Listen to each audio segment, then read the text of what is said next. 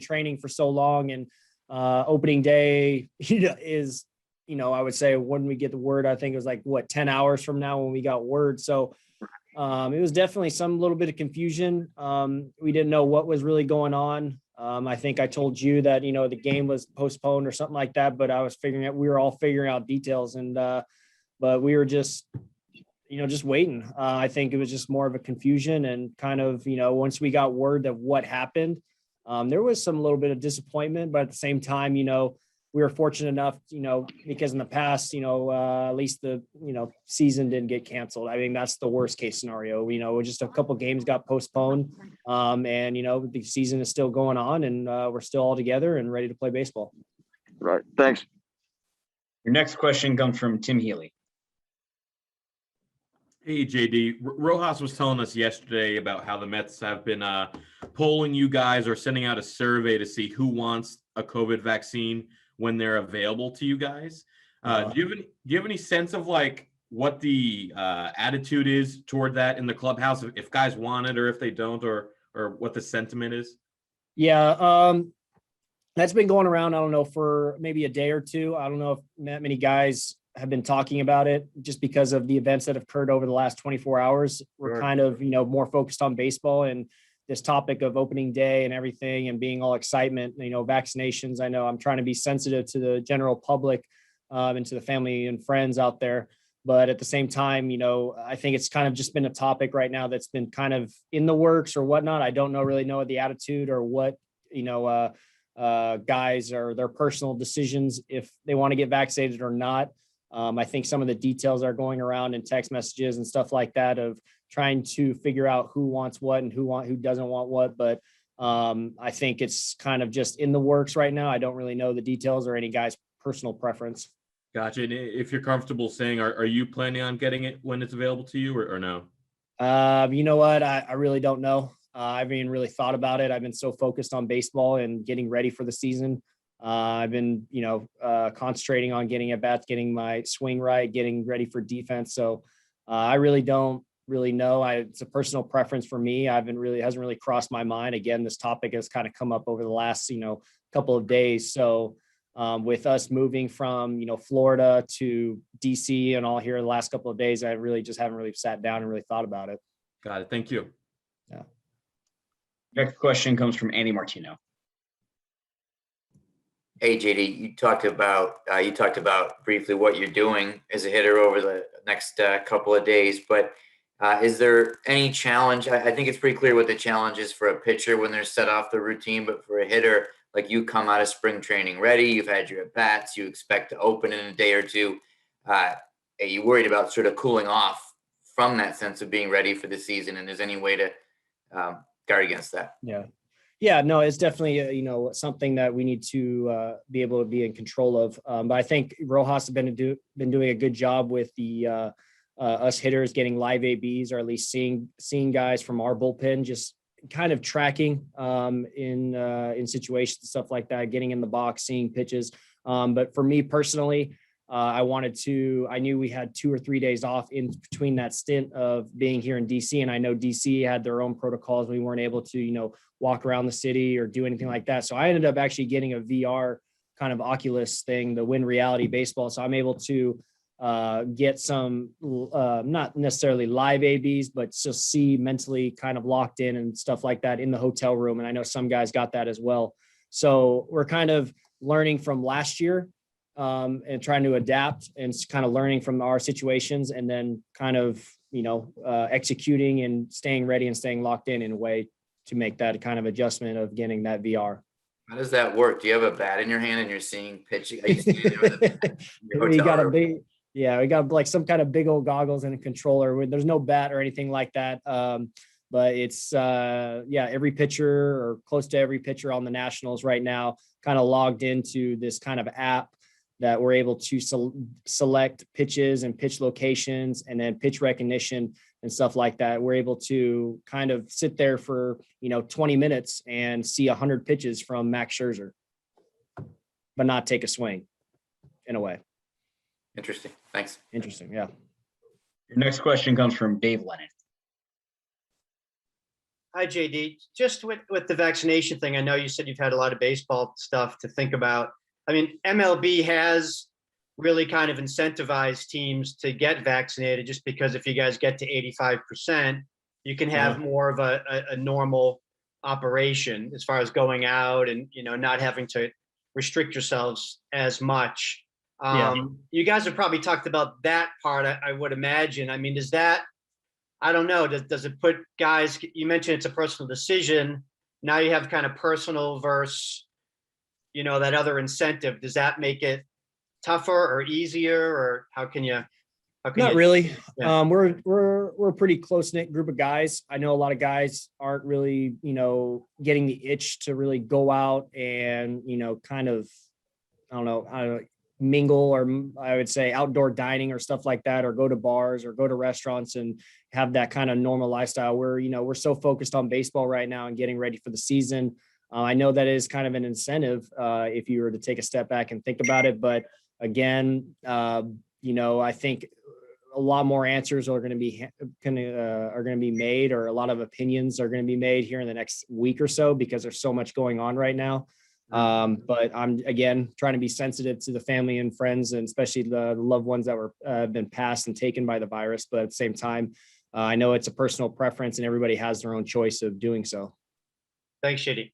Yeah. Your next question comes from Ken Davidoff. Hey, JD, just looking on Twitter earlier, which is my fault. Many Mets fans are angry at this development. Feel like you guys should just win forfeits. That you guys have done nothing wrong, and now you're going to be penalized double headers or losing off days.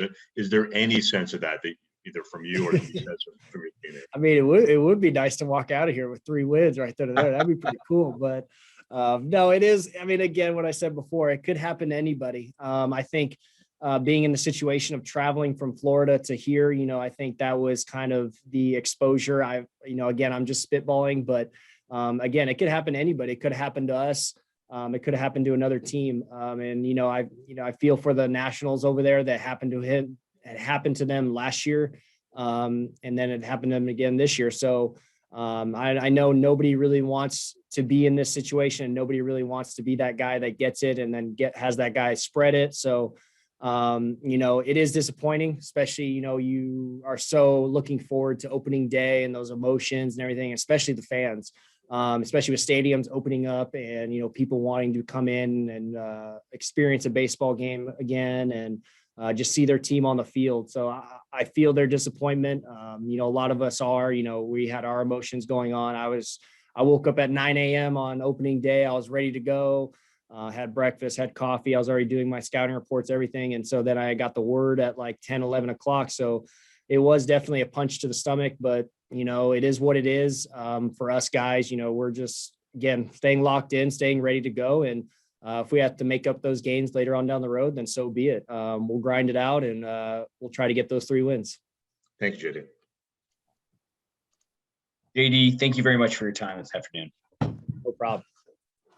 Members of the media, please remain in the room for Mets manager Luis Rojas.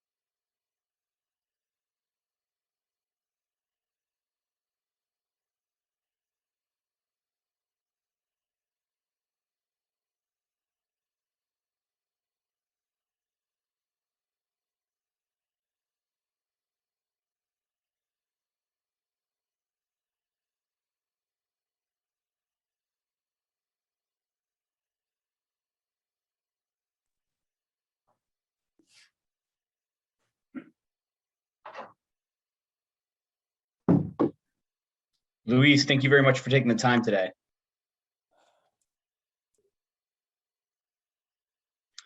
Members of the media, if you'd like to ask a question, please use the raise your hand feature. Luis, your first question today comes from Steve Gelbs. Hey, Luis, how do you plan on deploying the starting pitching now? Is it the same as what you were originally going to do with DeGrom coming back on Saturday? Hey, Steve. Yeah, same. So we're staying with the same plan. So right now, we'll find out we're not playing this weekend. So Jake is going on Monday. We have Stroman lined up for Tuesday, and then Peterson for Wednesday. And that will take Walker to opening day at home. When it comes to DeGrom specifically, as he's kind of been starting and stopping, preparing to start games without knowing when it was going to take place, what's the biggest challenge to just stay ready and get set for Monday now? Well, the getting on the slope again, and having the feel of a routine in between starts. We know the last one he had it back in the in our stadium in St. Lucie, and it was a simulated, inter squad or something you could call it. But keeping him on the slope, I think tomorrow is going to be a key day for that. He'll get on the slope again and he'll do something. Then he'll play catch again Sunday. He'll be ready to go Monday. I mean, Jake's a pro. I don't think this is the first time he's going through something like this. And as far as a holdup, that it'll take a couple of extra days before he makes his start. So he'll know how to go about it, and he'll be ready Monday. Next question will come from Mike Puma. Louis, what's the plan logistically here for the next few days? Will you go to Philadelphia now? And if so, do you have access to the ballpark to work out, or will you stay here, or what's the plan? All right. Well, Mike, we're we talked about all that just in case we got the news. We will get the news that we got today earlier, and we chose to stay. We did talk about Philly. We talked about New York too. But getting to Philly, I mean, they're playing there, and we wouldn't have a field workout and do the things that we want to do to prepare for Monday. That's our focus right now. So we're staying here. We have the stadium here, and we can come in and work out the next couple of days. We'll have an afternoon workout tomorrow, and we'll have somewhat of a sim game live EP going on. So a lot of pitchers can get on the slope and face batters, and then the next day we'll have a similar workout, similar to what we had today, or we're having today still, and then we'll depart to Philly that day. That's the plan. That's the best we can do to keep the team at the competitive position that we know it's going to get us ready for Monday now. So you would stay here through Sunday and then leave Sunday night, something like that? We'll stay here. Yes, we'll stay here the next couple of days, and that's our schedule. Tomorrow afternoon practice, and then the next day a morning practice before we depart to Philly early. Thank you. Your next question comes from Tim Healy. Hey, Luis, similar to the DeGrom question, but for the team at large, I guess. During those workouts, what can you do, or are you going to do anything in particular to try to keep guys sharp and ready during what is going to be a week-long layoff from games? So, team, we're simulating game speed or game itself as much as we can. Today we had an up-down with Peterson. He threw a live BP the other day here. It's our first day practicing here Tuesday. We're able to do an up-down with him today. We'll do things like that with the starters to make sure that we keep them fresh out. Tomorrow we're going to do sim game as well, where we have guys playing defense behind pitchers and pitchers facing batters. So we'll do some scrimmages like that to keep the guys ready for Monday. The best we can do, to simulate the game speed and everything, so the guys are at the touch where we start competing against other teams, or I should say the Phillies on Monday. But we're comfortable with it. I mean, we know that we can make the adjustment. We want to play this weekend, but it's the unfortunate situation happening here. and knowing, I shared our sympathy with the Nationals. It could happen to anybody, but our point of focus immediately has got to shift to Philly, and that's what we're getting ready for right now. Thank you. Your next question comes from Ed Coleman. Hi, Louis. Just wondered what's this been like for you? Last year, you were looking forward to opening day, and that got taken away. You had to wait 4 months, get back at it, summer camp, and all that stuff. And now you thought you'd have a normal season, and opening day, and bingo, it's taken away. What's your thoughts? Well, immediately you can feel a little turn off, you could say, because you had the excitement going. But like I think I mentioned a little bit of it yesterday. You gotta get back on track immediately, because there's opportunities always. Even though you get surprised about some of these scenarios, things are happening everywhere. I mean, we've been living like this since last year, and the best we can do is just I'm going to use the word react quickly, and start planning on what you can do to keep moving forward. So I think we did that. We got together, and we created the opportunity of working out and getting prepared against the Phillies. That's our focus right now. So yeah, it can be a turn off, because your excitement of opening day, which is a special day, but what can you do when this happens? So this is the best we can do right now. I think we're taking the course of action. And also, are you still on for 7 o'clock on Monday, or would they change that time, or do you know? Right now it's 7. I don't think there's going to be any problem with that schedule game. So that's what we're aiming for. That's why we have the afternoon practice tomorrow, is to simulate a little later day, something that we haven't had a lot in the last 2 months or so. Okay, thanks. Your next question comes from Wayne Randazzo.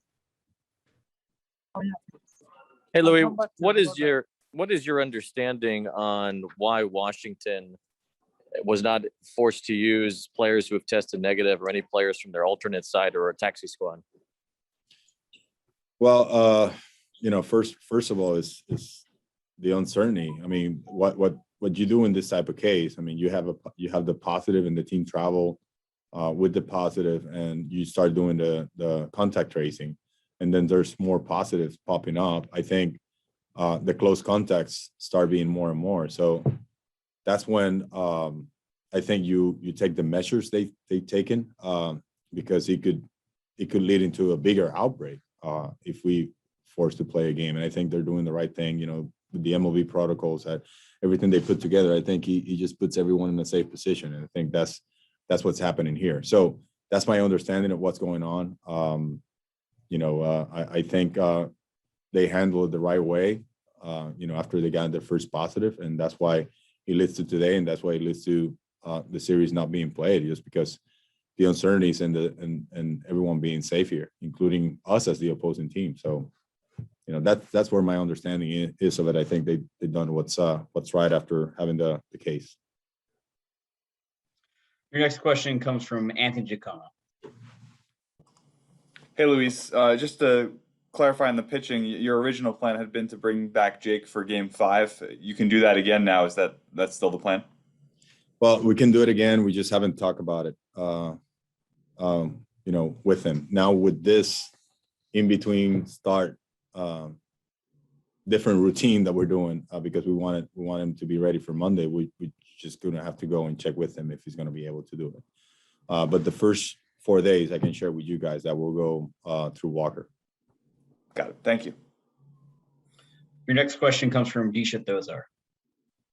Hey, Louis. Yesterday you said that survey was going around to see which players would be getting the vaccine. Do you have a better idea today of whether you'll be eligible to cross that 85% threshold? Well, I don't know about what number or where we are right now, because the survey responses are not getting to me, but we did get it. I got it too, and I completed my survey. I think I don't know if the guys went through them already. I know we talked about how to do it and where they were getting it, because it was like a mass message sent to everyone on the team. But as far as like the result of the survey, where we are percentage wise, like that doesn't get to me. I don't know. Got it. Thank you. Luis, your next question comes from Enrique Rojas. Luis, ¿qué significa para todos ustedes? Sabemos que la seguridad y la salud es lo primero, pero toda esa adrenalina, todas esas expectativas y que de repente te frenen por todo un fin de semana y tener que trasladar eso a la próxima semana. Háblame de eso y del plan que tendrá con tu rotación en Filadelfia, por favor. Claro, cómo no, Enrique.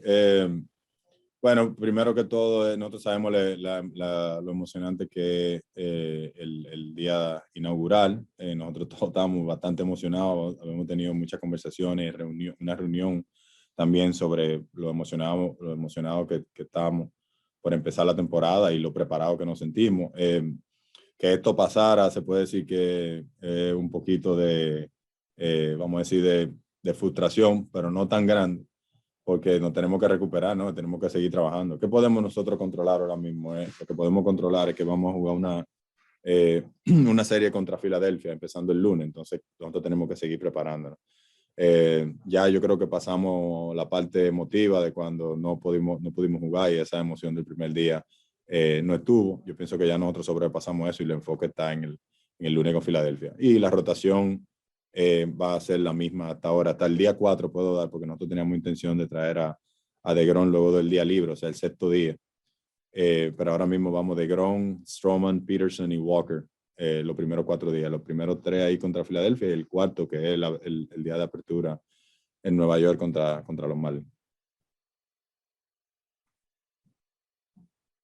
Luis, your next question comes from Dave Lennon.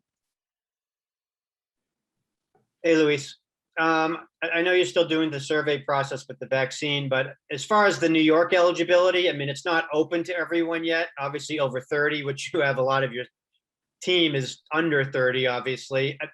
What do you know about the access to it? Like when you guys could do it, when people do agree or those that want to get vaccinated? Yeah, well, David, I'm aware of the over 30 right now that's the eligibility in the city. My understanding later in April, if not after the first week, it's going to be over 15 or 16 years old, right?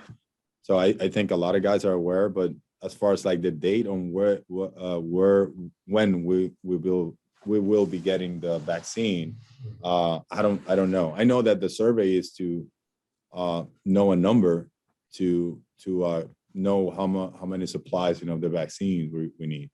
So as far as like knowing the date, like that I don't know. But we do know about the eligibility. We do know about what's going to go to in the next phase of the eligibility as well. So I think everyone here understands the priority list on the vaccination. And I think we're just trying to plan ahead, whenever it's that available for us to go ahead and do it. So you guys would just be kind of going by what the New York guidelines are, and you guys would have to get together in that capacity to do it after that. I believe so. Yeah. Okay. I mean, I believe that's what the plan is. Right. That is just a survey and understanding like a number of guys that will be getting it when it's available for us. Now the date, like we don't know yet, and knowing or having awareness that it might be next week when it goes down to the next group of eligible starting at age 15 or 16, I think it will fall in place with the team. Right. Thanks, Luis. Luis, one more question with Gisha. Hey, Louis, just haven't asked you for an update on Carrasco in a bit. Do you have an idea of what he's been up to? How his progression? Oh, yeah. Well, I'm glad you asked, because he's advanced really, really well. He's thrown a couple of sides, and he actually faced batters the other day. He had one up, like one inning. It was like 15 pitches. So he's off the slope. So yeah, glad you asked. Is that kind of ahead of schedule for him? Yeah, he's moved really well. I mean, I know we're still on the week-to-week approach. It's his right hamstring is a hamstring that he pushes off, but throwing off the slope right now, it's gone really, really well. So yeah, he's moved well. We're still on the week-to-week approach because he's got to do other things, as you guys know, like push off the mound, go fill his position, do things like that. So that's why they're taking that approach, making sure that he can go progressively at the pace that they want and see how he keeps responding. Right. So the timeline for when you expect him to come back hasn't necessarily changed. Yeah, I don't want to lay out that out there for anyone and not even me like that. I still get the week to week approach with him and see how he keeps responding. So like as far as the timeline, that's what I get talking to them. But he's responded really well in the first few weeks since the injury, because I think there's some timeline that got out there, but every time I've heard it's week to week. All right. Thanks, Louis. Luis, thank you very much for your time this afternoon. Thank you, guys. Members of the media, this concludes today's Mets Zoom session. Thank you for attending and stay safe, everybody.